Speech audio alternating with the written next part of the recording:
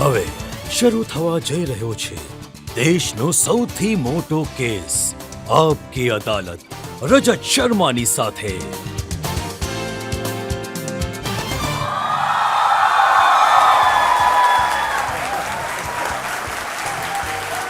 નમસ્કાર, આપકી અદાલતમાં તમારું સ્વાગત છે. હું હાજર છું નવા વર્ષમાં આપકી અદાલતમાં એક વધુ નવો એપિસોડ લઈને. આપકી અદાલતમાં અમે બોલાવીએ છીએ દુનિયાના મોટા લોકોને, તાકાતવર લોકોને, એવા લોકોને જેમને જનતા સવાલ પૂછવા ઈચ્છે છે, જેમના પર લોકો આરોપો લગાડવા ઈચ્છે છે. હું આમંત્રિત કરું છું ભારતીય જનતા પાર્ટીના રાષ્ટ્રીય અધ્યક્ષ જેપી નડ્ડાને.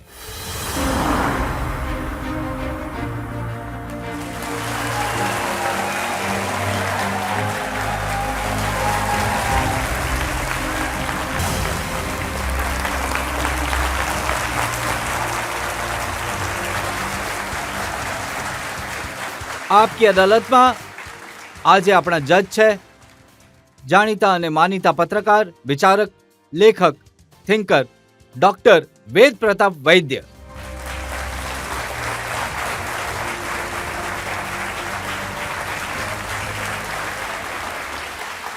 તો એ પહેલા કે આપકી અદાલતમાં આજનો કેસ શરૂ કરીએ, આરોપો અને સવાલોનો દોર શરૂ કરીએ, આજના જજ ડોક્ટર વેદ પ્રતાપ વૈદ્યની પરવાનગી લઈશું આજની કાર્યવાહી શરૂ કરવા માટે.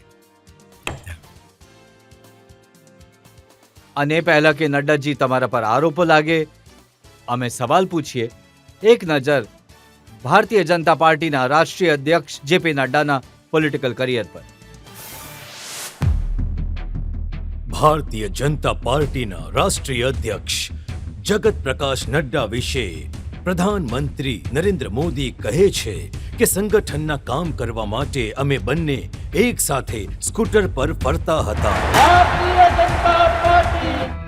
બિહાર વિધાનસભાની ચૂંટણીમાં બીજેપીની ભારી સફળતા માટે મોદીજીએ જીતનો શ્રેય જેપી નડ્ડાની કુશળતા અને રણનીતિને આપતા નારો લગાવ્યો હતો.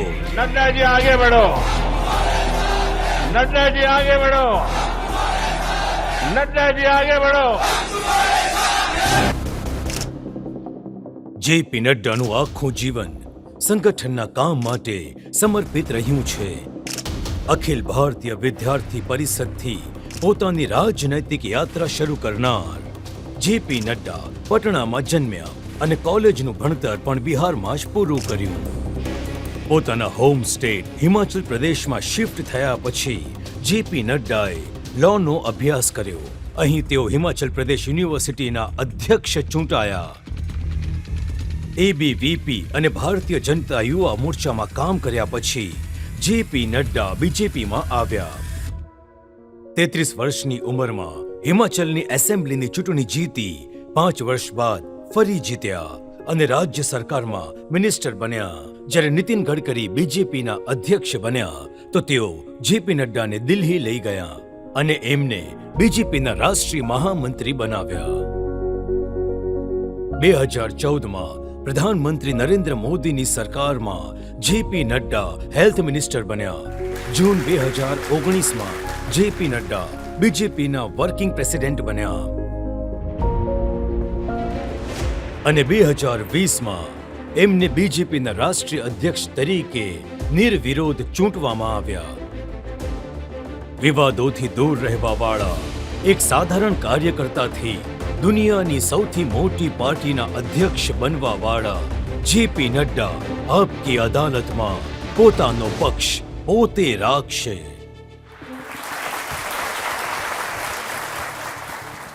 તો આવો શરૂ કરીએ આજનો મુકદ્દમો. આપકી અદાલતમાં પહેલો આરોપ ભારતીય જનતા પાર્ટીના રાષ્ટ્રીય અધ્યક્ષ જેપી નડ્ડા પર. આપકી અદાલતમાં ભારતીય જનતા પાર્ટીના અધ્યક્ષ જેપી નડ્ડા પર આરોપ છે કે તેઓ ઊંધી ગંગા બહેવડાવે છે. નડ્ડાજી, તમારા પરિવાર વિશે જોયું મેં. બધા લોકો કાં તો એજ્યુકેશનમાં છે, કોઈ પ્રોફેશનમાં છે. તમારા પિતાજી ઘણા જ સન્માનીય પ્રોફેસર હતા, વાઇસ ચાન્સલર રહ્યા. તમારા બેન ડોક્ટર, ભાઈ તમારા યુજીસી. તો તમે આ ખોટા રસ્તા પર કેવી રીતે આવી ગયા? ખોટા રસ્તાને ઠીક કરવા માટે આવી ગયો, કારણ કે આને ઠીક કરવાની જરૂર હતી. મારા જન્મ જ્યાં થયો, પટનામાં જન્મ થયો, 75, 76 અને 74થી જ આમ તો જોઈએ તો એ જેપી એજિટેશનનું એપિસેન્ટર હતું. જયપ્રકાશ નારાયણજીના આંદોલનને એટલો પ્રભાવિત કરી દીધો અને જે કંઈ ઘટનાઓ બની પારિવારિક દ્રષ્ટિથી મારા પિતાજી ઇમરજન્સી પણ પહેલાં ઘણી બધી પોઝિશન પર હતા. પણ ઇમરજન્સીનો સપોર્ટ નહીં કરવાને કારણે એમને ઘણી વસ્તુઓથી અ, અ, હટાવવાનું કામ કરાયું.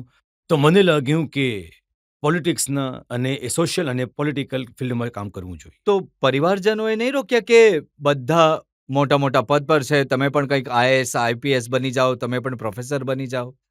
અમારા ઘરમાં ઘણું હેલ્ધી ડિસ્કશન થતું હતું.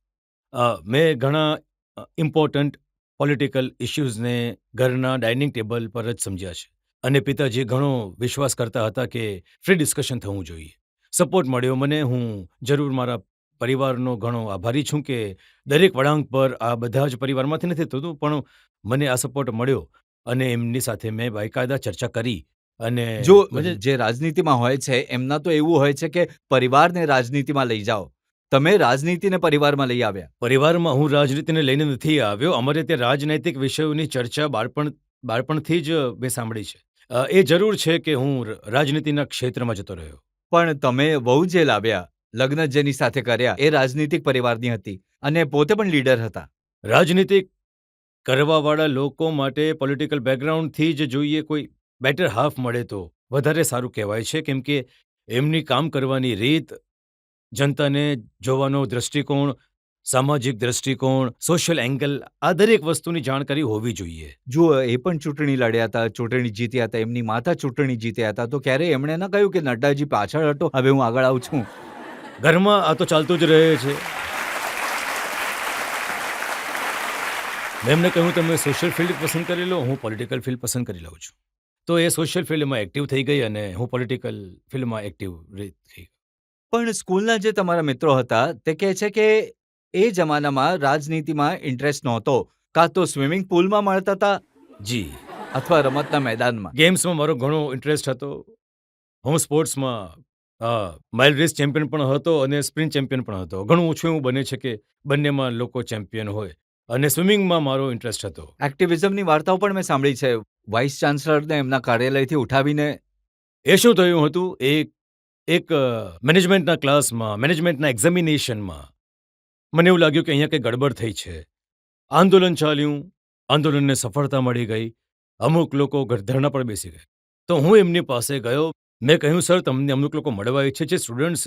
નહીં, હું નહીં મળી શકું. તે પોતાના ડ્રોઈંગ રૂમમાં બેઠા હતા.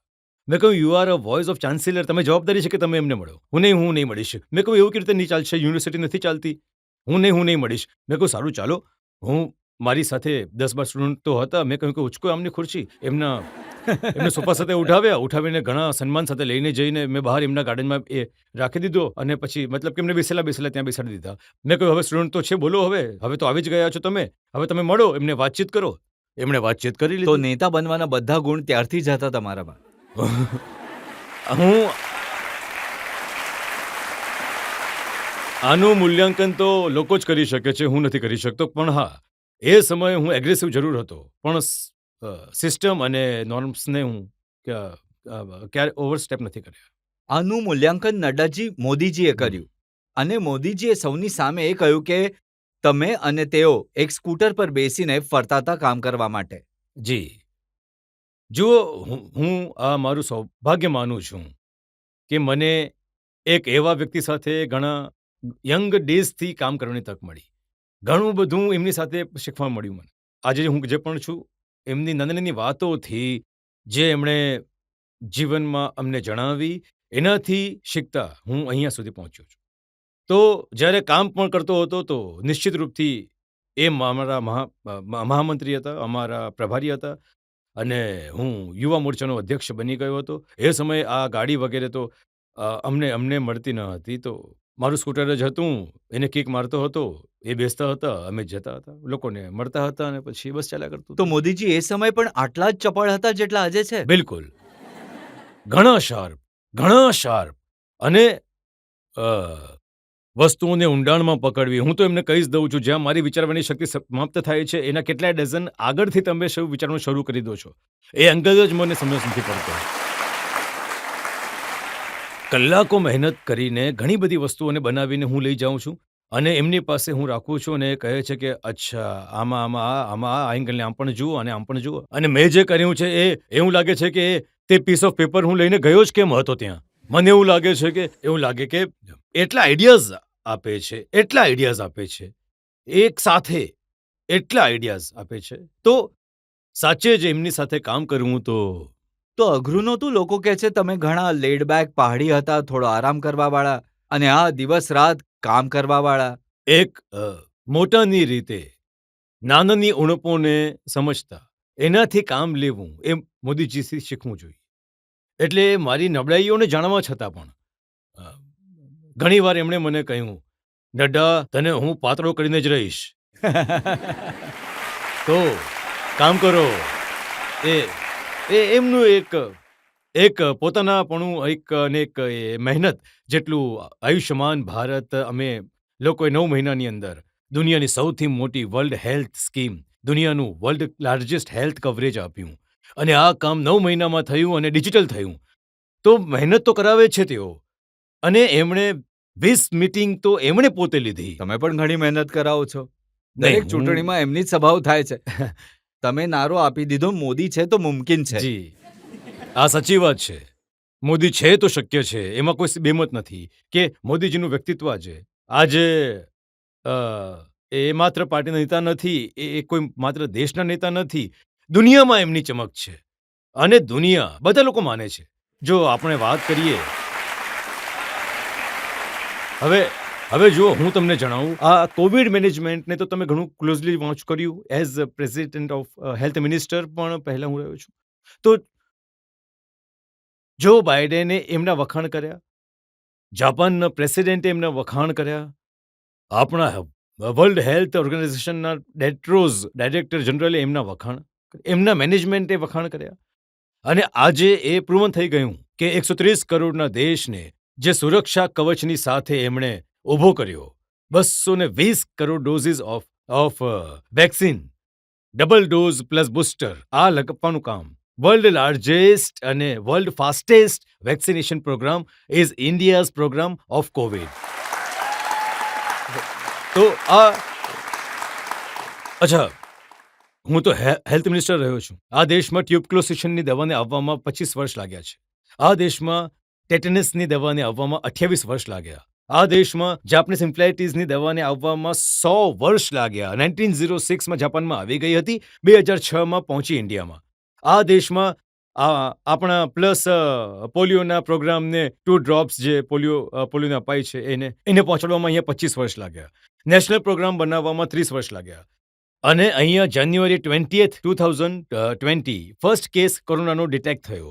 એપ્રિલ 20th એ ટાસ્ક ફોર્સ મોદીજીએ બેસાડી અને 9 મહિનાની અંદર એક નહીં બે ઇન્ડિજિનસ વેક્સિનેશન બનાવીને દેશને આપી. આ ભારત બદલાતું ભારત છે. તો જો આપણે વાત કરીએ ક્લાઇમેટની ચેન્જની, હવે બોરિસ જોન્સન કહે છે કે prime minister Modi has taken the lead in climate change and he has brought world together. આ દરેક વાતો એ વાત બતાવે છે કે એમનું વ્યક્તિત્વ આજે દુનિયામાં માને છે. યુક્રેન વોરમાં આફ્ટર ઓલ સેફ પેસેજ એમણે અપાવ્યો કે નહીં અપાવ્યો? પુતિનની સાથે વાતચીત કરી. એક સમય એમણે પુતિન સાથે વાતચીત કરી, એક સમય એમણે ઝેલેન્સ્કીથી વાત કરી. બંને સાથે વાતચીત કરીને સેફ પેસેજ આપવામાં આવ્યો અને આપણા બાળકોને આવ્યા 32,000. પણ દુનિયાના બીજા દેશોના બાળકો પણ ભારતનો તિરંગો લઈને એ પણ સેફ નીકળીને આવ્યા. એ સ્થિતિ આ બની. અને ભારતીય જનતા પાર્ટીના રાષ્ટ્રીય અધ્યક્ષના રૂપમાં મારી જવાબદારી છે કે હું લેટર ઓફ સ્પિરિટમાં આ દરેક વાતોને નીચે સુધી પહોંચાડું અને એને ઇમ્પ્લિમેન્ટ કરું. તો મહેનત પણ ઘણી કરાવે છે. હા, બિલકુલ. અને તમે વગર મહેનતે તો રહી જ નહીં શકો. મહેનત તો પાર્ટ અને પાર્સલ છે. 24/7/365 કોઈ રજા નહીં.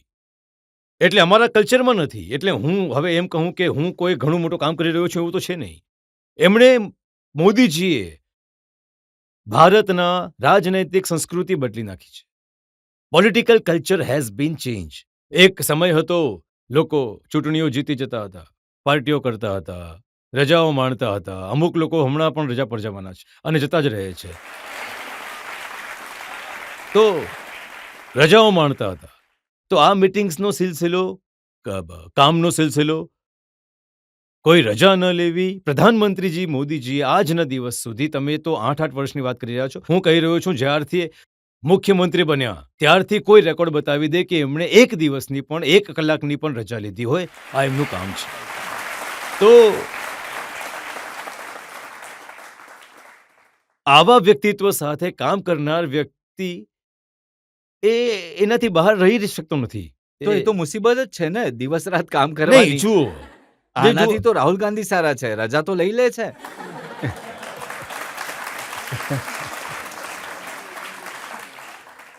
એ મોટે ભાગે રજા પર જ હોય છે, ક્યારેક ક્યારેક કામ પર આવી જાય છે. પણ અમારે ત્યાં અમને કામમાં જ મજા આવે છે. અમે એટલા રમી ગયા છે, એની સાથે એટલા ઇન્વોલ્વ થઈ ગયા છે, ટાર્ગેટ્સ છે એને પૂરા કરવાના છે. તો આ રીતનું એક વર્ક કલ્ચર એમણે ડેવલપ આજે કર્યું છે. કલ્ચર બદલ્યું ને નડ્ડાજી, એનાથી બીજી પાર્ટીઓના નેતા ઘણા પરેશાન છે. નહીં, એમને જુઓ, પણ કામ કરવું પડે છે. વિપક્ષી પાર્ટીઓને હું એક જ વાત જરૂર કહીશ કે ક્યાં તો તમારા રસ્તા બદલી લો અથવા ઘરમાં બેસવા માટે તૈયાર રહો. એક બ્રેક માટે રોકાઈશું અને બ્રેક બાદ આપ કી અદાલતમાં ભારતીય જનતા પાર્ટીના રાષ્ટ્રીય અધ્યક્ષ જેપી નડ્ડા પર આગળનો આરોપ. દેવેન્દ્ર ફડણવીસે મોટો રોલ પ્લે કર્યો એકનાથ શિંદેને બીજેપીની સાથે લાવવા માટે. તો ઘોડી ફડણવીસે શણગારી ને તમે વરરાજા શિંદેજીને બનાવ્યા.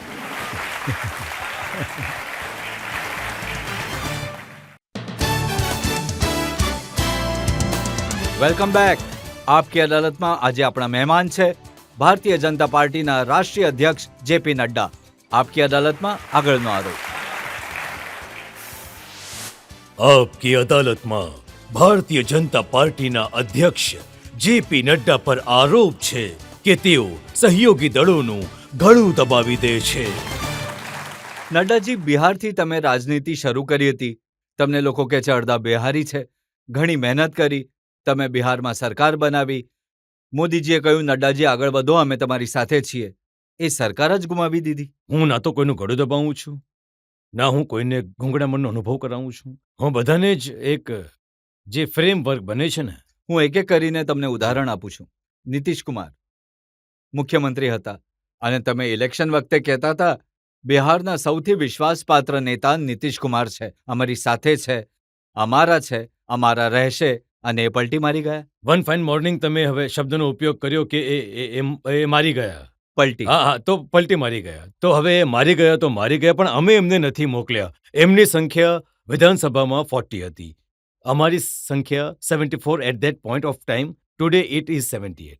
અમારી સંખ્યા એમનાથી વધારે, પણ એમ છતાં અમે નીતિશજીને મુખ્યમંત્રી બનાવ્યા. જ્યારે એ અમને છોડીને ગયા એનાથી 1 અઠવાડિયા પહેલા જ હું અને અમિત શાહજી બંને પટના ગયા હતા. અને નીતિશજી અમારા લીડર છે, એ અમે સાફ કહ્યું હતું, સ્પષ્ટ રૂપથી કહ્યું હતું. બિહારની દ્રષ્ટિથી એ અમારા લીડર છે.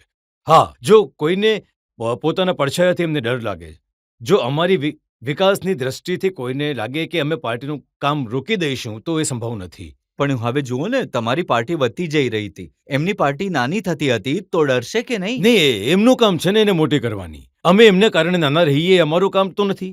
અમે તો અમારું મોટું થવાનું જ છે. પણ હા, એમને સન્માન આપીને અમે મોટા થઈ રહ્યા છીએ. અને અમે આજે પણ વાતચીત દરમિયાન પણ જેટલું એક સમયના સાથી સાથે જે વર્તાવ થવો જોઈએ એ વાતનું અમે ધ્યાન જો રાખીએ એમની છીએ. પાર્ટીના નેતા લલ્લનસિંહ છે, એમણે એ વખતે કહ્યું કે જો અમે બીજેપીનો સાથ નહીં છોડત, જો અમે એનડીથી બહાર નહીં આવત, તો અમારી સરકાર પલટી જાત. તો તમે એમની સરકાર પલટે એ પહેલા કાકાએ પલટી મારી. નહીં, એ એમના વિચાર. રજતજી, તમે બિલકુલ સાચા છો. હું તમને જણાવું, જે એમને સન્માન અમારી સાથે સમાધાન કરીને એઝ ચીફ મિનિસ્ટર મળ્યું, એ એમને ક્યારે નથી મળવાનું. આજે એમની જે સ્થિતિ છે તમે બધા જાણો જ છો. હવે પ્રશાંત કિશોર થોડા દિવસ પહેલા કહી રહ્યા હતા કે નીતિશ કુમાર એટલા હેરાન છે નવા એલાયન્સમાં, એ હવે ફરી બીજેપી સાથે સંપર્ક કરવા ઈચ્છે છે. અમે લોકોએ કોઈ સંપર્ક નથી કર્યો, ના અમારી સાથે એમણે કોઈ સંપર્ક કર્યો છે, ના તો અમારો કોઈ ઈરાદો એવો છે કોઈ સંપર્ક કરવાનો. અમે લોકોએ એમની સાથે કામ કર્યું, જેટલા દિવસ કામ કર્યું, સારી રીતે કામ કર્યું. એ છોડીને ગયા, એમનું ડિસિઝન હતું, એ એમને મુબારક. અમે અમારી પાર્ટીને આગળ વધારવામાં પૂરી તાકાતથી લાગેલા છીએ અને બિહારમાં અમે એકલા જ આગળ વધીશું, આ વાત તો નક્કી છે. અને જે સાથી અમારા એલાયન્સના એનડીએના છે એમને સાથે લઈને ચાલીશું. એવું તો નથી ને તમે એમની જેડીઓને તોડી નાખશો? કોઈએ પણ પોતાના પરિવારને સંભાળીને રાખવું એ એમની જવાબદારી છે. જો કોઈ લોકો અમારે ત્યાં આવવા ઈચ્છે છે તો અમે એમને રોકતા નથી ને, પણ અમે તો તોડફોડ કરીએ છીએ, તોડીએ છીએ એવું નથી. આ જુઓ, આ ઘણો ઇન્ટરેસ્ટિંગ પાર્ટ છે. તમારાથી તમારો પરિવાર નથી સચવાતો તો કહો ને કે અમે એમના પર નજર રાખીએ છીએ. આ કમાલની વાત છે. હવે આ ફરિયાદ તો ઉદ્ધવ ઠાકરેને પણ છે. એ કહે છે કે વાયદો કર્યો હતો કે અઢી વર્ષ મુખ્યમંત્રી રહીશું, પણ તમે વાયદો પૂરો નહીં કર્યો. અને ઉદ્ધવ ઠાકરે એ સમયે સ્ટેટમેન્ટ આપ્યું હતું કે બીજેપીએ મારી પીઠમાં ચાકુ માર્યો. જો બિલકુલ ખોટી વાત છે. બીજેપીને એમણે દગો આપ્યો. વિધાનસભાનું કેમ્પેન હતું. આ કેમ્પેનમાં દરેક જગ્યા પર, દરેક મંચ પર કહેવામાં આવ્યું દેવેન્દ્ર ફડણવીસને ચીફ મિનિસ્ટરના રૂપમાં અમે લોકોએ પ્રોજેક્ટ કર્યા છે. એમના નેતૃત્વમાં ચૂંટણી લડી હતી. એમના જ નેતૃત્વમાં જ દરેક જગ્યા પર ભાષણમાં કહેવાયું, ઉપર નરેન્દ્રજી એટલે દિલ્હીમાં નરેન્દ્ર મોદીજી અને નીચે દેવેન્દ્ર. એમની શિવસેનાના બધા મોટા નેતા મંચ પર રહેતા હતા. ક્યારે કોઈએ ઓબ્જેક્શન નહીં કર્યું. કોઈ મંચ પર અઢી વર્ષની વાત થઈ જ નથી. પેટમાં ચાકુ તો એમણે ગોપ્યું અમને, અને એક રીતે દગો આપ્યો છે. એ સીધા ચીફ મિનિસ્ટર બનવા માટે લલચાયા હતા. એમના જીવનની ઘણી મોટી ઈચ્છા હતી જે પૂરી થઈ નહીં. એ એમનું ચરિત્ર રહ્યું. જો નડ્ડાજી, હમણાં પણ તો તમે એક શિવસૈનિકને મુખ્યમંત્રી બનાવ્યા, એકનાથ શિંદેને. જી. તો જો પહેલા જ ઉદ્ધવજીને બનાવ્યા હોત તો આખો ઝઘડો જ નહીં અમારે થાત. ત્યાં એલાયન્સમાં દેવેન્દ્ર ફડણવીસજીને રાખીને ચૂંટણી લડવામાં આવી. એટલે દેવેન્દ્ર ફડણવીસજીને જ અમે મુખ્યમંત્રીના રૂપમાં પ્રોજેક્ટ કરીએ છીએ. આ તમે જ્યારે એકનાથ શિંદેજીની વાત કરો છો, એ તો પછી નવું એલાયન્સ બન્યું. આ નવા એલાયન્સમાં પછી એ મુખ્યમંત્રી બની ગયા. જો શિવસેના નાની થતી જઈ રહી હતી, અહીંયા પણ એ જ હાલ હતો, અને ભારતીય જનતા પાર્ટી મહારાષ્ટ્રમાં મોટી થતી હતી, તો એમને ડર તો લાગે ને કે અમારી પાર્ટી ખાઈ જશે. હવે હું એમને ટ્યુટર કરું, એમને હું સલાહ આપું, આ મારું કામ નથી. પણ એમણે એ જોવું પડશે કે એ નાના કેમ થઈ રહ્યા છે. એમને મોટા થવા માટે પોતે પણ તો કંઈક કામ કરવું પડશે.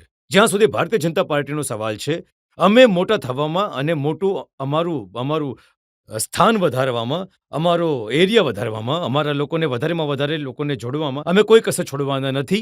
સૌનો સાથ, સૌનો વિકાસ, સૌનો વિશ્વાસ, સૌને પ્રયાસ લઈને ચાલીને આ દેશની અંદર રાજનીતિને આગળ વધારવા ઈચ્છીએ છીએ. નડ્ડાજી, એ નાના થઈ રહ્યા હતા પણ ધીમે ધીમે થતા હતા. તમે એક ઝાટકામાં 40 MLA તોડીને બિલકુલ જ નાના કરી દીધા એમને. પરિવાર સંભાળવાનું કામ કોનું હતું? અમે થોડું નાનો કર્યો. એ અમારી સાથે આવીને સરકાર બનાવવા માટે ઈચ્છુક હતા. સારી રીતે કામ કરી રહ્યા હતા. મહારાષ્ટ્ર પાછું ટ્રેક પર આવી રહ્યું છે, વિકાસની ગતિમાં આવી રહ્યું છે. કરપ્શન ફ્રી ગવર્મેન્ટ બનીને લોકોમાં સેવાની જોતરાયેલી છે. સારા કામ માટે અમે સમજૂતી કરી છે. તમારે જોવાનું હતું તમારા કુટુંબને. તમને ખબર જ નથી પડતી કે તમે શું કરી રહ્યા છો. તમે જો તમારા મંત્રીઓથી નથી મળતા, તમે તમારા મંત્રીઓને કલાકો બેસાડી રાખો, તમે તમારા સાથીઓ સાથે વાતચીત નહીં કરો. જો એ તો કહે છે કે શિંદેજીની સાથે તો 7-8 MLA જ હતા. બાકી બધા MLAs દેવેન્દ્ર ફડણવીસે પૈસા આપીને, એ ખોખા કહે છે, ખોખા આપીને ખરીદ્યા. હવે તમે કોઈને આરોપિત કરી દો, તમારી સાથે હું ઊભો નથી એટલે હું ભ્રષ્ટાચારી થઈ ગયો, એવું તો નથી હોતું ને ક્યારે. ના, પણ ફડણવીસના જે વાઇફ છે અમૃતાજી, એમણે કહ્યું હતું કે દેવેન્દ્ર ફડણવીસ કાળો કોટ પહેરીને શેરલોક હોમ્સની જેમ ચશ્મા લગાડીને રાતના અંધારામાં MLAsને મળવા જતા હતા. નહીં. હવે જુઓ, સમજૂતીના પહેલા અમુક વાતો ખાનગી રાખવામાં આવે છે. એટલે ખાનગી રીતે મળવું રહેવું એ તો, પણ આ કાળા ચશ્મા પહેરીને એ કેવું, અમે ડિસ્ક્રિપ્શન તો નથી સાંભળ્યું. અને મુંબઈમાં એની કોઈ જરૂર નથી. અમે કશે પણ, કોઈ પણ સેન્ટ્રલ પ્લેસ પર અમે કશે પણ બેસી શકીએ છીએ અને મુલાકાત પણ કરીએ. એક રહસ્ય છે જે આજે તમારે કહેવો જ પડશે. દેવેન્દ્ર ફડણવીસે મોટો રોલ પ્લે કર્યો એકનાથ શિંદેને બીજેપીની સાથે લાવવા માટે. તો ઘોડી ફડણવીસે શણગારી ને તમે વરરાજા શિંદેજીને બનાવ્યા. જુઓ, દેવેન્દ્ર ફડણવીસે ઘોડી પોતાને માટે સજાવી ન હતી. કેમ કે જે રીતનું વાતાવરણ હતું અને જે આગળ સરકાર બનવાની હતી, એમાં એકનાથ શિંદેજીને જ મુખ્યમંત્રી બનાવવાના હતા, એવું નક્કી હતું. તો એટલે એમને મુખ્યમંત્રી બનાવ્યા. પણ તમે એ તો કહો કે એમને ડેપ્યુટી ચીફ મિનિસ્ટર બનવા માટે કેમ ફોર્સ કર્યો? તમારો જ ફોન ગયો તો, એ તો પ્રેસ કોન્ફરન્સ કરી રહ્યા હતા. જી, એમણે એવું નહોતું બનાવ્યું ડેપ્યુટી ચીફ મિનિસ્ટર બનવાનું, પણ અમને એવું લાગ્યું કે એક અનુભવી વ્યક્તિ જે મહારાષ્ટ્રને સારી રીતે સમજે છે, જેણે મહારાષ્ટ્રના ગવર્નન્સની બધી વસ્તુઓને સમજી છે, એ આ મંત્રીમંડળમાં રહેશે તો સારું રહેશે.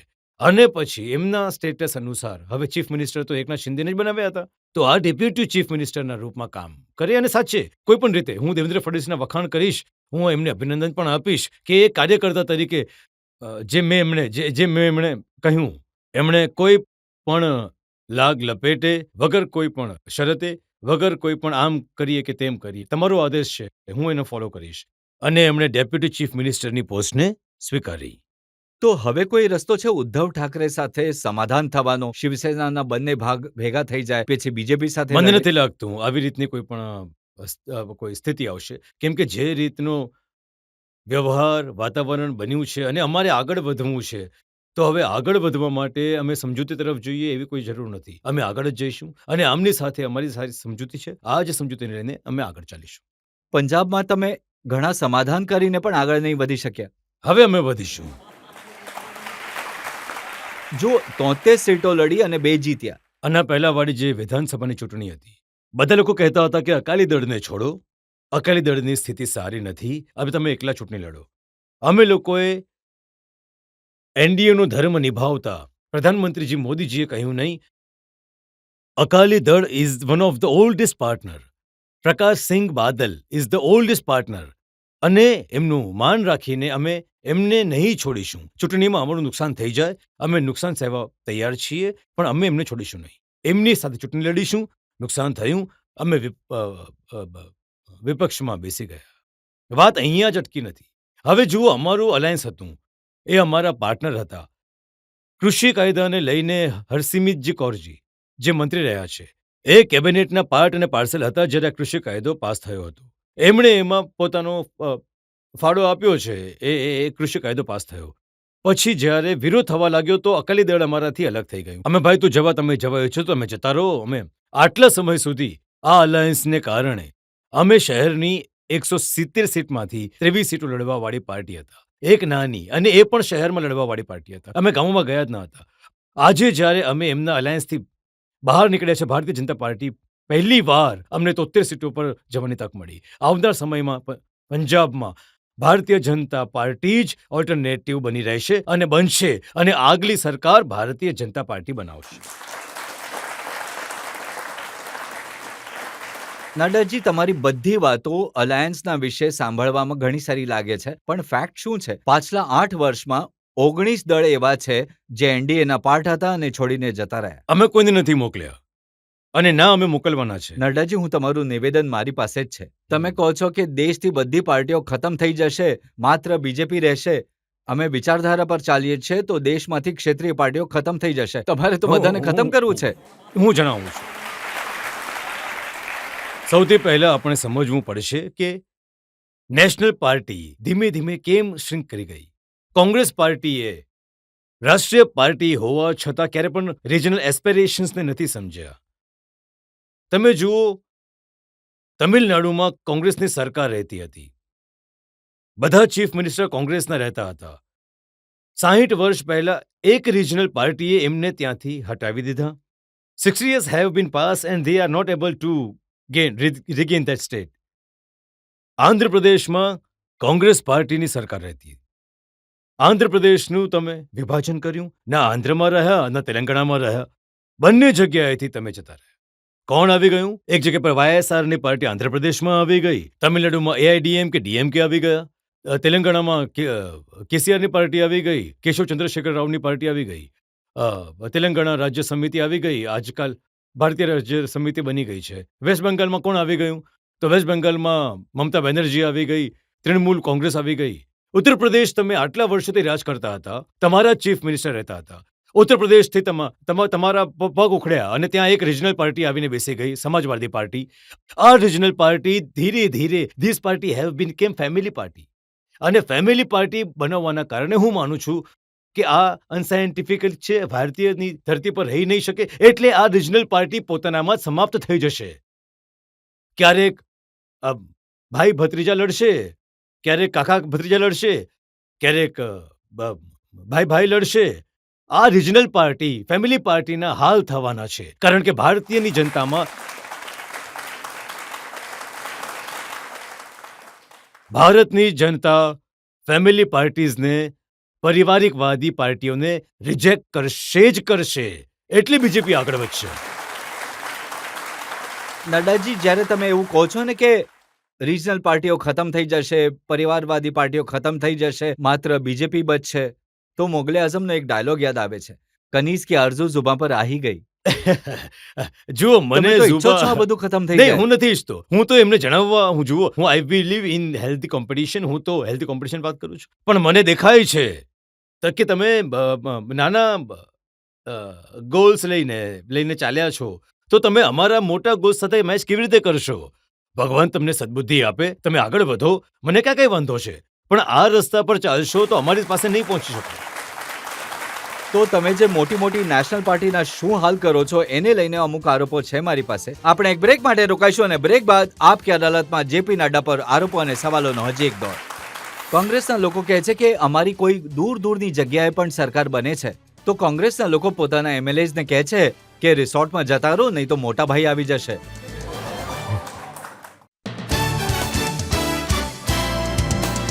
Welcome back. આપકી અદાલતમાં આજે આપણે આરોપ લગાડી રહ્યા છે, સવાલ પૂછી રહ્યા છીએ જેપી નડ્ડાને. આપકી અદાલતમાં આગલો આરોપ ભારતીય જનતા પાર્ટીના રાષ્ટ્રીય અધ્યક્ષ પર.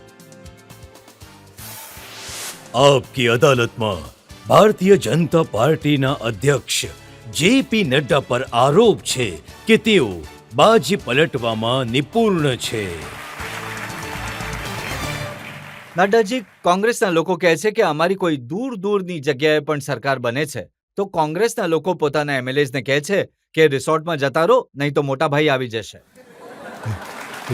હવે જુઓ, તમારા એમએલએ તમારા કબજામાં નથી, એ સ્થિતિ કેવી રીતે આવે છે?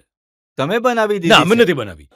આ એમના પરિવારના નબળા પાયાનું એક લક્ષણ છે.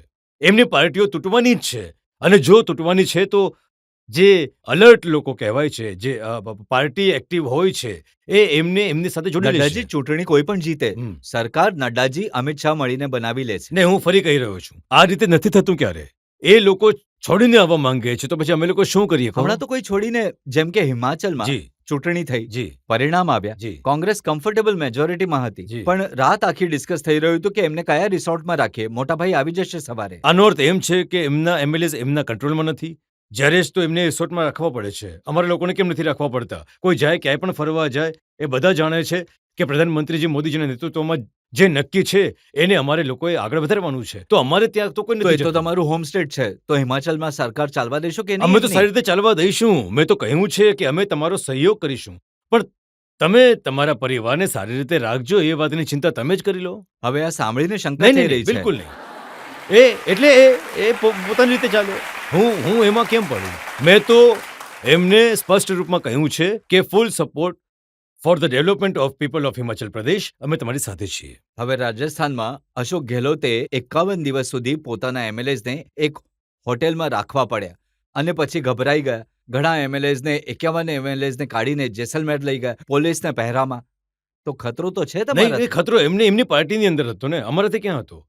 એ તો એમની પાર્ટીની અંદર અમુક લોકો જેમને એ બોલાવી રહ્યા હતા દિલ્હી, તેમને આ આપીશું, તમને પેલું આપીશું, તો ક્યાંક ને ક્યાંક તમારી મોરલ તાકાત પૂરી થઈ ગઈ. એક પાર્ટીની અંદર કઈ રીતે થઈ ગઈ રહ્યું છે આ બધું? પાર્ટીના જ એમએલએ આવી રહ્યા છે ને. અમે તો એમએલએને સંભાળી રાખવાનું કોનું કામ હતું? તમારું કામ હતું.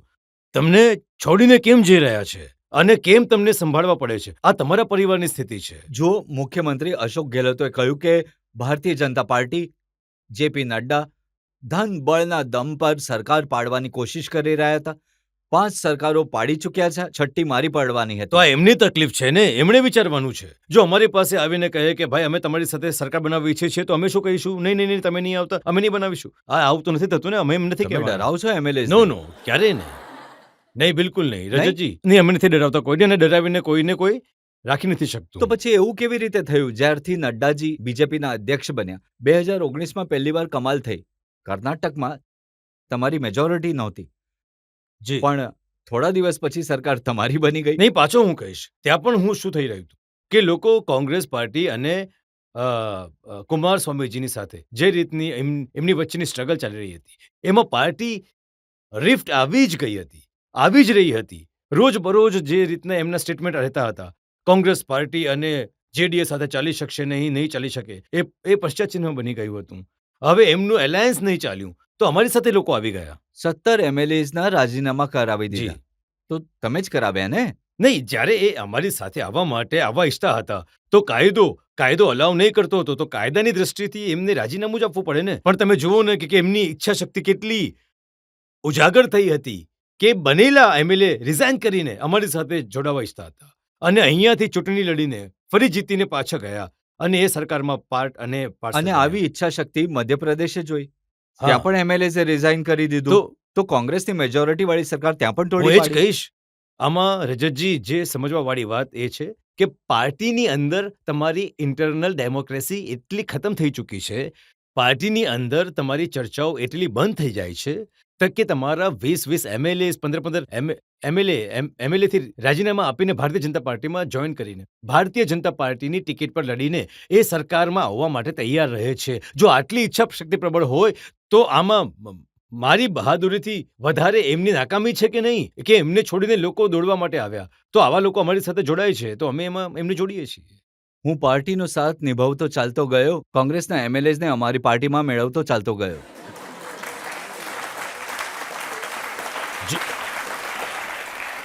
જુઓ, તમારા શબ્દો તો બિલકુલ સાચા છે. હવે લોકો મળવા માંગ્યા અને હું એમને ન મળવું તો એ અમારા માટે તો ઠીક આ મેળવવાના વિશે કેજરીવાલે શું કહ્યું એ હું તમને જણાવું છું. કેજરીવાલજી કહે છે કે બીજેપીએ 277 MLA તોડ્યા છે. દરેક MLA ના 20 કરોડ જોડીએ તો 5,500 કરોડ રૂપિયા નડ્ડાજીએ ખર્ચ્યા છે. કેજરીવાલની વાતને કોણ સિરિયસલી લે છે?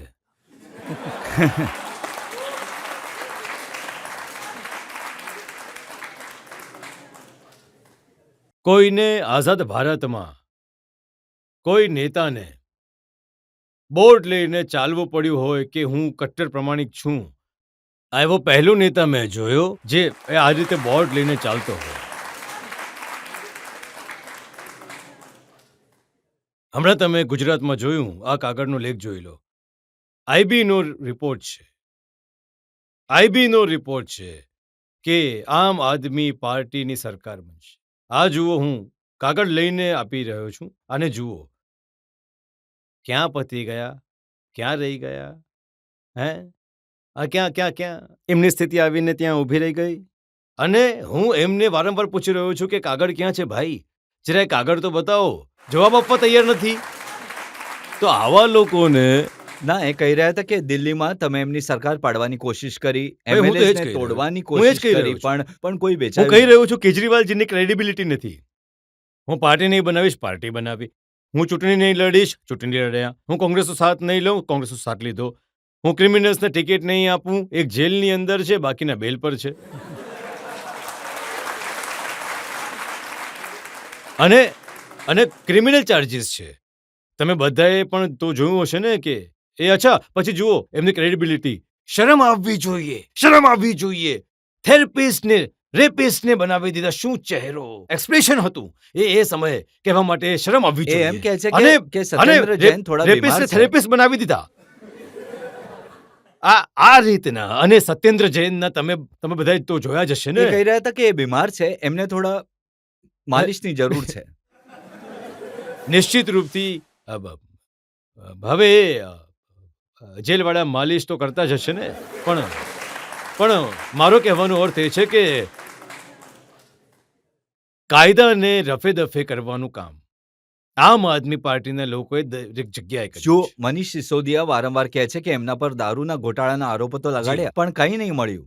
170 મોબાઈલ ડિસ્ટ્રોય કરવા અને ઇન્ટરોગેશનમાં જે રીતે બધી વાતો આવી છે, બધી વસ્તુઓ ડિટેલમાં આવશે. પણ હું એ કહેવા માંગુ છું, હેલ્થમાં ગોટાળો, એજ્યુકેશનમાં ગોટાળો, દારૂનો ગોટાળો, ટ્રાન્સપોર્ટમાં ગોટાળો, દિલ્હી જનરલ નિગમમાં ગોટાળો, બધા ગોટાળા પર ગોટાળા, અને કોઈને જ પાસે જવાબ નથી આપતા. કોઈ જવાબ નથી આપતા.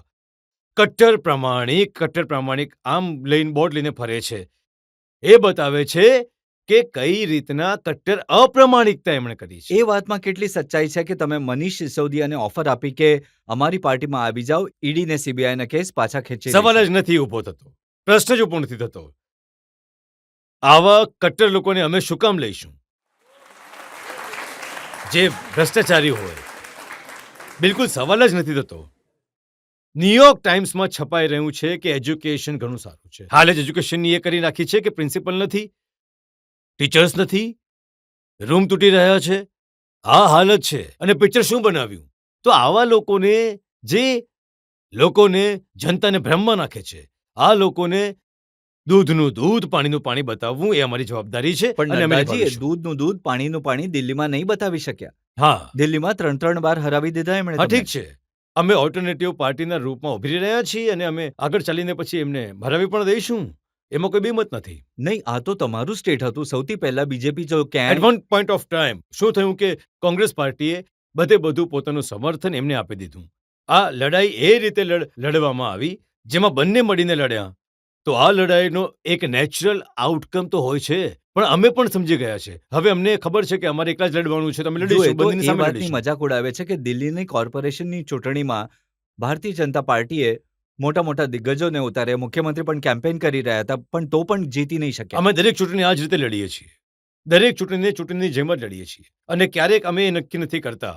હૈદરાબાદ મ્યુનિસિપલ કોર્પોરેશનની ચૂંટણી થઈ, મ્યુનિસિપલ કોર્પોરેશનની ચૂંટણી થઈ, રાષ્ટ્રીય અધ્યક્ષ ગયો હતો ત્યાં આગળ અને અમે ત્યાં જીતીને આવ્યા. તો અમે આ ચૂંટણી જ્યારે લડીએ છીએ તો અમે એ નથી જોતા કે કોઈ સ્ટેટસ સિમ્બોલ નથી જોતા. અમે ચૂંટણી જમીન પર લઈને લડીએ છીએ, ધરતી પર લઈને લડીએ છીએ. અને જો કમાન્ડર પણ હોય તો પોતાના સિપાહીઓ સાથે, એમની સાથે, અમારા કાર્યકર્તાઓની સાથે રાત દિવસ મહેનત કરીને લડીએ છીએ. એમની સાથે ઊભા રહીએ છીએ. પણ જુઓ કે તમે સૌથી મોટી પાર્ટી, એ સૌથી નાની પાર્ટી, એ ઘણા જલ્દીથી નેશનલ પાર્ટી બની ગયા એવો દાવો છે એમનો. હવે એમાં પણ જુઓ કે આટલા ઓછા સમયમાં અમને રાષ્ટ્રીય પાર્ટીનું શું પેલું મળી ગયું. એમના પહેલા એનસીપીને મળ્યું. એમને એની જાણકારી નથી કે બાકીની પાર્ટીઓ પણ એમનાથી ઓછા સમયમાં રાષ્ટ્રીય દળ બની ગયા છે. ઇલેક્શનમાં જે બંગાળના તમે એસ્ટિમેટ કર્યું હતું કે ઘણી મેજોરિટીથી બીજેપી જીતશે, તો તમને હર્ટ થયું હશે રિઝલ્ટથી કે આટલા આવ્યા. તો તમારા ઘરથી પણ કોઈ એટલે કે બંગાળથી છે, તમારી પત્ની છે, તો તમે એમને કેવી રીતે મનાવ્યા? એટલે કે એમને પણ તો હર્ટ થયું હશે, ગુસ્સો આવ્યો હશે. તો તમે from 3 seats we went to 77 seats. અને એ જ રીતે વોટના પર્સન્ટેજમાં પણ અમારી ઘણી મોટી વૃદ્ધિ થઈ ગઈ છે. અમે ત્યાંની ઓપોઝિશન પાર્ટી બની ગયા. One step forward.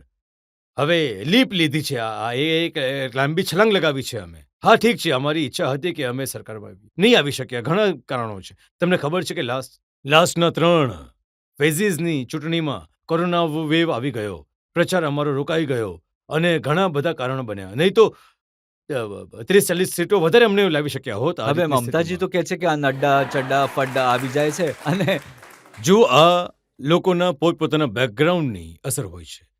જે બેકગ્રાઉન્ડથી આવે છે એ જ રીતની ભાષા બોલે છે, તો એ એમને મુબારક. અમે તો મમતાજીને પણ હંમેશા મમતાજી જ કહ્યા છે. જેટલું બંગાળને એ જાણે છે એટલું જ બંગાળને હું પણ જાણું છું. આટલું તો એમણે પણ ધ્યાનમાં લેવું જોઈએ. ચાલશે, નહીં લીધું તો એ જો સવાલ એમણે પૂછ્યો તો ઘરમાં ખીજાયા હતા જ્યારે તમે નહીં. બંગાળમાં ઇલેક્શન હારી ગયા? એને એવું છે. એમાં હું તમને એક વાત કહીશ કે અમે બધા લોકો એક જ વાત જાણીએ છીએ. Never mind, we will try again. નડ્ડાજી, હજી થોડા આરોપો છે, પછી જનતાના સવાલો પણ લેવા છે. તો એક બ્રેક માટે રોકાઈશું અને બ્રેક બાદ આપકી અદાલતમાં જેપી નડ્ડા પર આગલો આરોપ. એ કહી રહ્યા છે બધી ભૂલો પાછલા 8 વર્ષમાં નરેન્દ્ર મોદીજીએ કરી છે. હું તો મોહબ્બતની દુકાન ખોલવા નીકળ્યો છું. મોહબ્બત ક્યારેક પણ કોઈ દુકાનથી નથી મળતી. મોહબ્બત એક એટીટ્યુડ છે. Welcome back. આપકી અદાલતમાં આજે આપણા મહેમાન છે ભારતીય જનતા પાર્ટીના રાષ્ટ્રીય અધ્યક્ષ જેપી નડ્ડા. આપકી અદાલતમાં આગલો આરોપ. આપકી અદાલતમાં ભારતીય જનતા પાર્ટીના અધ્યક્ષ જેપી નડ્ડા પર આરોપ છે કે તેઓ વિરોધી દળોને ડરાવે છે. નડ્ડાજી, રાહુલ ગાંધી દરરોજ કહે છે રાહુલ ગાંધી ભારત જોડો યાત્રા કાઢી રહ્યા છે, સફળ થઈ ગઈ. તમે ડરી ગયા અને તમે એમને ડરાવો છો કોરોના આવી જશે, યાત્રા રોકી દો. નહીં, એવું કંઈ વાત નથી. આ રીતની વાત નથી. કોરોનાના નોર્મ્સને ફોલો કરવા જોઈએ. બધા લોકોએ ફોલો કર્યા છે, એમને પણ ફોલો કરવા જોઈએ. પણ અમે કોઈને ડરાવીએ છીએ કે અમે એમનાથી ડરી જઈએ છીએ, એવું કંઈ નથી. બિલકુલ એ અમારાથી જે એમની યાત્રા જે એમણે આટલી લાંબી યાત્રા કરી છે, સારી વાત છે. સારી વાત છે. એ કહી રહ્યા છે કે ભારતને નજીકથી જોવાની તક તો મળી. ના ના ના, એ જે તમે નફરત ફેલાવી છે એને સાફ કરવા માટે નીકળ્યા છે. જો હું ફરી કહીશ કે તમારા શબ્દોમાં જેટલી નફરત છે એના વિશે હું ચર્ચા શું કરું. JNUમાં નારા લગાવ્યા, અફઝલ અમે દિલગીર છીએ, તારા કાતિલ જીવતા છે. હવે અફઝલ કોણ હતો? અફઝલ પાર્લામેન્ટ અટેકનો માસ્ટર માઇન્ડ હતો. એને ફાંસીની સજા થઈ. તો અફઝલ અમે દિલગીર છીએ, તારા કાતિલ જીવતા છે. એટલે કાતિલ કોણ થયું? સુપ્રીમ કોર્ટના જજ થઈ ગયા. કાતિલ કોણ થઈ ગયા? પ્રણવ મુખર્જી થઈ ગયા, જે એ સમયે ભારતના રાષ્ટ્રપતિ હતા. એમણે ફાંસીની સજાને યોગ્ય કરી હતી. તો આ તો કાતિલ થઈ ગયા. હવે Rahul Gandhi next day JNU જાય છે અને ત્યાં નારા શું લાગે છે? ભારતના થશે ટુકડા ટુકડા, ઇન્શા અલ્લાહ ઇન્શા અલ્લાહ. આ નારા લાગે છે. આની સાથે તમે ઉભા રહો છો. તમારી સાથે એક વ્યક્તિ ત્યાંથી જ છે, JNUનું પ્રોડક્ટ જે સમયે પણ જોડાયો હતો, એ તમારી સાથે યાત્રામાં ચાલે છે. આ જોડો યાત્રા છે કે તોડો યાત્રા છે? આ લોકોને ભારતને જોડશે. આ લોકો ભારતને જોડશે. આ દિવસ સુધી એમણે માફી નથી માંગી. આજે પણ બોલે ને, yes I did not know, અમે ખોટા માણસો સાથે લઈ રહ્યા હતા અને અમે એના માટે માફી માંગીએ છીએ. દેશની માફી માંગવી જોઈએ. પણ આ જોડો યાત્રા નથી, તોડો યાત્રા છે. એ કહી રહ્યા છે બધી ભૂલો પાછલા 8 વર્ષમાં નરેન્દ્ર મોદીજીએ કરી છે. હું તો મોહબ્બતની દુકાન ખોલવા નીકળ્યો છું. મોહબ્બત ક્યારે કોઈ દુકાનથી નથી મળતી. મોહબ્બત એક એટીટ્યુડ છે. મોહબ્બત એક વિચાર છે. અને એ વિચાર અમે રાખીએ છીએ. સૌનો સાથ, સૌનો વિકાસ, સૌનો વિશ્વાસ, સૌનો પ્રયાસ. આ અમારો મંત્ર છે. એને અમે લઈને ચાલીએ છીએ. એટલે મોહબ્બત તો અમે કરી રહ્યા છીએ. સૌને સાથે લઈને અમે ચાલીએ છીએ. નડ્ડાજી કહે છે જ્યારે પણ કોઈ ચૂંટણી આવે છે તો તમે સૌની પાછળ ઈડી અને CBI છોડી દો છો. ઈડી CBI વાળા કહે છે કે અમે પ્રબંધ કરીએ છીએ, તમે ચિંતા નહીં કરતા. જો હું તમને જણાવું છું, આજ કોંગ્રેસ પાર્ટીના સમય કહેવાયું હતું ને કે ઈડી અને CBIને પિંજરામાં પોપટને બંધ કરવાના બરાબર છે. જે રીતના અમના વિચાર છે, જેવું એમને દેખાય છે, કારણ કે એ રીતની એમની એક્ટિવિટી કરતા હોય છે. શું આ ઇન્ડિપેન્ડન્ટ એજન્સીસ છે? આ ઇન્ડિપેન્ડન્ટ એજન્સી કામ કરે છે. હા, એક વાત જરૂર છે કે હવે ઇલેક્શન તો હંમેશા ચાલુ જ રહે છે. તો શું CBI એના ઈડીનું પોતાનું કામ બંધ કરી દેશે? એ તો કામ કરતા જ રહેશે ને. પણ તમે કહો કે આ CBI જો કોઈ કેસ કર્યો છે, જો ઈડીએ કોઈ કેસ કર્યો છે, તો એ કેસમાં કોર્ટથી એમને રાહત કેમ નથી મળતી? એ કોર્ટમાં જ કેમ નથી જતા? હવે તમે એવું નહીં કહેતા કે રજત કે કોર્ટ પણ અમે મેનેજ કરીએ છીએ. આ કોર્ટથી એમને રાહત કેમ નથી મળતી? હું તો નથી કહેતો, પણ સોનિયા ગાંધી પણ કહે છે, પાર્લામેન્ટમાં કહ્યું. હા, હું એ જ કહી રહ્યો છું. આ લોકો આ રીતની વાતચીત કરે છે. આખરે બંને માં અને દીકરો બંને બેલ પર છે કે નહીં નેશનલ હેરાલ્ડના કેસમાં? નેશનલ હેરાલ્ડ કેસમાં બેસિક વસ્તુઓના કેસમાં પ્રાઇમા ફેસી કેસ બને છે કે નથી બનતો? કેસ ચાલી રહ્યો છે કે નથી ચાલી રહ્યો? આખરે તમે જુઓ, જો ચૂંટણીના દરમિયાન જ એક અત્તરનો વેપારી કનોજમાં પકડાય છે અને ત્યાંથી શું નીકળે છે તમારા ધ્યાનમાં છે? તો ઈડી અને CBI કામ નહીં કરે. એ જ રીતે જો વેસ્ટ બંગાળમાં કોઈ એક મંત્રીના નજીકના વ્યક્તિ પાસે શું નીકળે છે એ પણ તમે જોયું છે. એ જ રીતે તમે જોઈ લેજો બીજી જગ્યાઓ પર. ઝારખંડમાં એક ઓફિસરના ઘરમાં શું લેડીના ઓફિસરના ઘરમાં શું નીકળી મળ્યું છે તો એ પણ તમે જોયું છે. તો આખરે કોઈ ભ્રષ્ટાચાર કરશે અને માત્ર એટલા માટે કે ચૂંટણી બનાવવાની છે તો એટલે અમે ત્યાં હાથ નહીં નાખીએ, એવું તો નથી હોતું. જો બેઈમાની થશે તો એક્શન સ્વાયત્ત સંસ્થા કરશે. એક્શન થશે. પ્રધાનમંત્રી મોદીજીએ લાલ કિલ્લાથી પ્રચારિત કર્યું છે, ભ્રષ્ટાચાર હું નહીં સહન કરીશ અને ભ્રષ્ટાચાર નહીં થવા દઈશ. એના પર અમારો વાર થશે જ થશે. એટલે ભ્રષ્ટાચારી છો તો કેસ તો બનશે જ. નડ્ડાજી, અને કોઈ પણ કેસ એમને કેવું છે કે ભ્રષ્ટાચારના કેસીસ છે એ માત્ર તમે જુઓ, સત્યેન્દ્ર જૈન આટલા દિવસથી જેલમાં છે. કેમ છે એ જેલમાં? કેમ એની એપ્લિકેશન રિજેક્ટ થઈ રહી છે? તમે નીકળવા જ નથી દેતા. નહીં, હું શું, એ કોર્ટમાં જાય છે, કોર્ટ એમને ના પાડી દે છે. જ્યારે એ કેસ જુએ છે, આવા કેસીસ છે, આરોપી છે, નહીં નીકળી શકે. એકલા એ થોડી છે. જો મહારાષ્ટ્રના લીડર્સના હા, નામ છે, એ અનિલ દેશમુખ છે અને અને એ ફેબ્રુઆરીથી છે. નવાબ મલિક, મલિક, સંજય રાઉત ઘણી જી, મુશ્કેલીથી હમણાં બેલ પર બહાર આવ્યા છે. તો આ બધું બતાવે છે. અને આ બતાવે છે કે જે તમારો વિરોધ કરે છે એ પછી જેલમાં જાય છે, નીકળી પણ નથી શકતો. નહીં, આ બતાવે છે કે આ ભ્રષ્ટાચારી છે અને આ ભ્રષ્ટાચારની સાથે સમાજને દેશને આમ લૂંટવાનું કામ કરે છે એટલે કાયદો સખત છે અને કાયદો એમના પર એક્શન લે છે.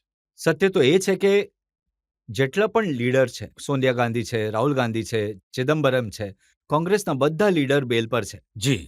રાજ્યોમાં જેટલા મુખ્યમંત્રી છે એમની આસપાસના લોકો જેલમાં છે કે બેલ પર છે, તો માત્ર આ જ લોકો પકડાય છે. આ એમની એક્ટિવિટી એવી છે ને, જેવા કામ કરશે એવું થશે. જો તમારી એક્ટિવિટી એવી છે, આફ્ટર ઓલ તમે જુઓ તમારા ઉપર કેસીસ ફ્રેમ થયા છે.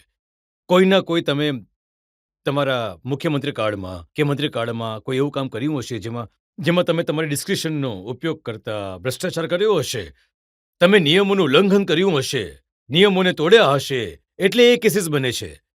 અને જો તમને લાગે છે કે તો આ ભારતીય જનતા પાર્ટી પર આરોપ લગાડે તો નથી લગાડી શકતા. એટલે નથી લગાડી શકતા કેમ કે અમે નિયમથી ચાલવાવાળા લોકો છે. અમે શુચિતા રાખવાવાળા લોકો છીએ. અમે પાર્ટીની દ્રષ્ટિથી પણ દરેક વસ્તુને પણ મોનિટર એક વાત કરીએ જણાવો છીએ. નડ્ડાજી, પબ્લિકમાં ઇમ્પ્રેશન જરૂર પડી છે કે જ્યાં પણ ચૂંટણી હોય છે ત્યાં સીબીઆઈ, ઈડી, આઈટી આ બધી એજન્સીનો ઉપયોગ કરવામાં આવે છે અને નેતાઓને ડરાવવામાં આવે નહીં, છે. એવું નથી.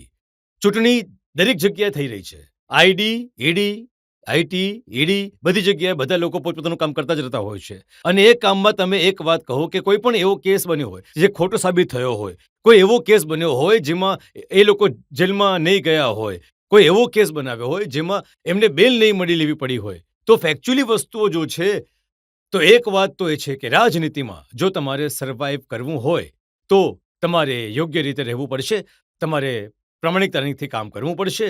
તમે આ રીતના કામ જો કરશો તો પછી કાયદો પોતાનું કામ કરશે જ કરશે અને તમારે જેલમાં જવું જ પડશે.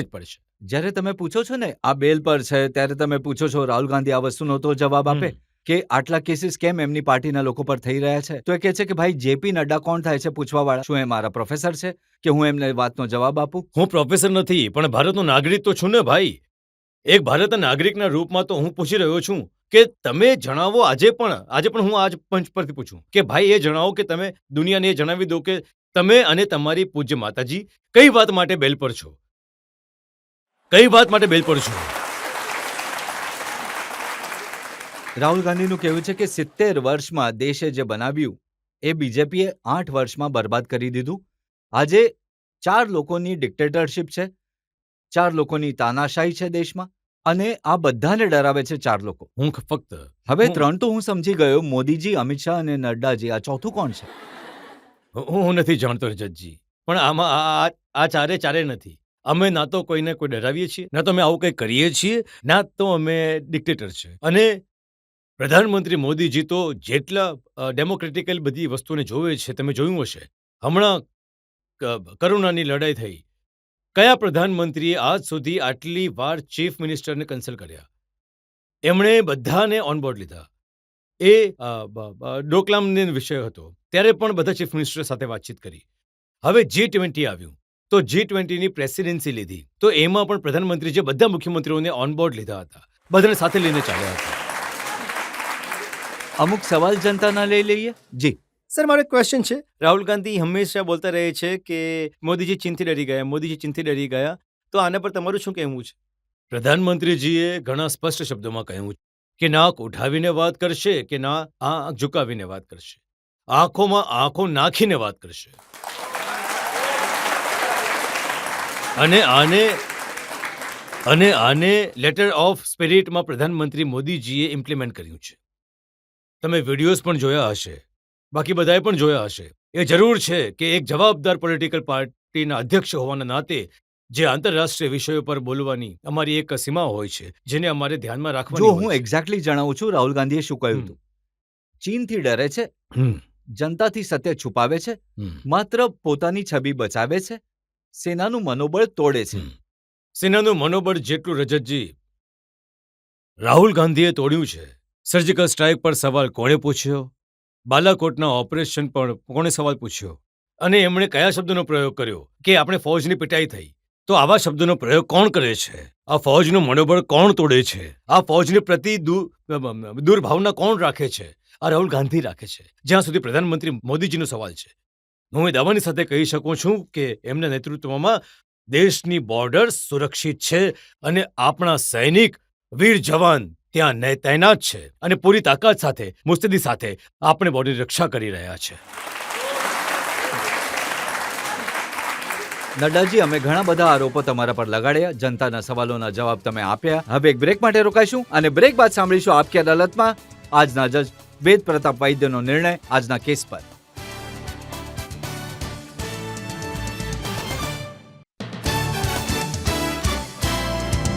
Welcome back. આજે આપણે સવાલ પૂછ્યા, આરોપ લગાડ્યા, સફાઈ માંગી ભારતીય જનતા પાર્ટીના રાષ્ટ્રીય અધ્યક્ષ જગત પ્રકાશ નડ્ડા પાસેથી. આપકી અદાલતમાં હવે સમય છે આજના જજ ડોક્ટર વેદ પ્રતાપ વૈદ્યના નિર્ણયનો. આજની અદાલતના વકીલ શ્રી રજત શર્માજીએ ઘણા સખત સવાલ પૂછ્યા, પણ શ્રી જગત પ્રકાશજી નડ્ડાએ એ બધાના જવાબ એટલી સરસ રીતે આપ્યા છે કે તમે લોકોએ તાળીઓ વગાડી. હું ઘણો આનંદિત છું કે આજે એમણે જે સવાલોના જવાબ આપ્યા છે એ જવાબોથી ભારતનું લોકતંત્ર મજબૂત થાય છે. એમણે મર્યાદાનું સંપૂર્ણ પાલન કર્યું છે. જનસંઘથી લઈને ભાજપા સુધીના જેટલા પણ અધ્યક્ષ થયા છે એમણે ઘણી ઊંચી મર્યાદાનું પાલન કર્યું છે. એ મર્યાદાને આગળ વધારવાનું કામ શ્રી જગત પ્રકાશ નડ્ડાજી કરી રહ્યા છે. હું એમને અભિનંદન આપું છું અને એમને આજે બધા આરોપોથી મુક્ત કરું છું.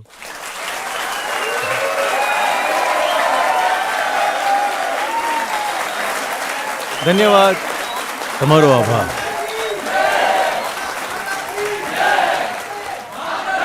એ આશા સાથે અને એ વિશ્વાસ સાથે કે જેપી નડ્ડા આવી જ રીતે જનસેવાના કામમાં લાગ્યા રહેશે, આજનો કેસ અહીં સમાપ્ત કરીશું. આવતા અઠવાડિયે ફરી મળીશું આપકી અદાલતમાં એક નવા વ્યક્તિત્વ સાથે, એક નવી પર્સનાલિટી સાથે. ત્યાં સુધી નમસ્કાર.